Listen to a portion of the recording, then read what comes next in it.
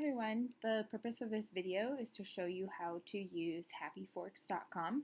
Happyforks.com is an analyzing tool to help you learn about the menus to ensure that they're meeting the different nutrient requirements. You're first going to have to create an account. So here you're going to want to sign up for a free account by entering in your email and a password. And it's going to ask you to plug in some other information. Once you are signed in, you are able to then start recording your food.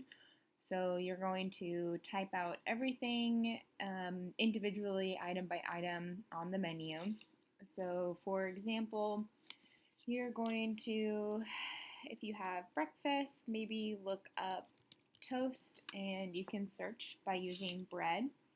You're going to want to find the best choice. Now, there may not always be an option, so you're just going to find whichever one is most closely related to that food. So here is a good example: bread, wheat, and I'm going to click this little plus button here.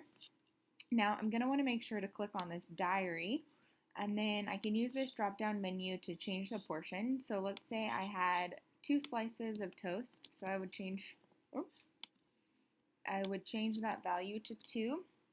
Click on my diary. I can actually change the day that I recorded, so I'm just going to keep it on today, and then hit add to diary. So let's do another example. Let's say I had milk with my toast in the morning. I want to find the one that's the most appropriate. So was it 2%? Was it non-fat? Was it 1%? So I'm going to select 1%, again clicking that button, changing this to the dairy component, and then I can change my portion size. Maybe you have it in fluid ounces, and I had 12 fluid ounces, and I'm going to add it to my diary. And again, I'm going to continue looking for those foods. So let's say I had some blueberries with my meal. I can type in berries. You can see that it didn't quite recognize what I meant by berries. So maybe I want to come up here and say I had blueberries. And there's an extra R, and that's why it's not recognizing it. So here, canned heavy syrup, that's not one that I had. I had some raw blueberries. So again, I'm going to click the little plus button, change the diary, and then my drop-down menu here is a good example because you can see that if I measure it in cups, there is no option for cups. So maybe I want to find a better alternative here. So I'm going to search through the list and try to find another good example. It doesn't look like they have any other great ones. So I can click right here and see if this one has an option of doing a cup portion. It does not. So here's a raw one.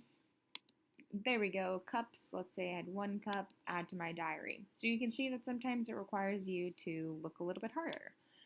And then let's say if I wanted to do a lunch option and I had some chicken, I'm going to find whatever chicken option that I use that is the most closely related. I think I saw just a chicken breast up here.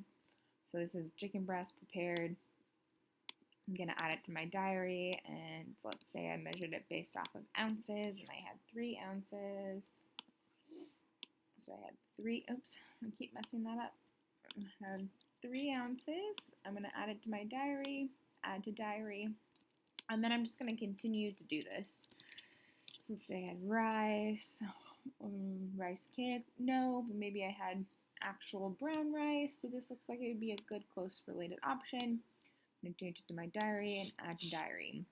Now let's just, for the sake of time, say that I'm completely done recording my food. So what I'm going to do is I'm going to click on that drop down menu where it says You, and I'm going to click on the diary and trends. So this will show me what foods I recorded. So actually here I can do a quick little assessment to make sure that I didn't log anything incorrectly. If I did, maybe I only had 1 slice of bread, so I can come in here, I can edit, say 1, and then put change. Or if you also saw, you had the option of deleting that food too. Now what we're going to want to look at is the report section. So this report here will provide you information about your calorie intake, proteins, fat, and carbohydrates.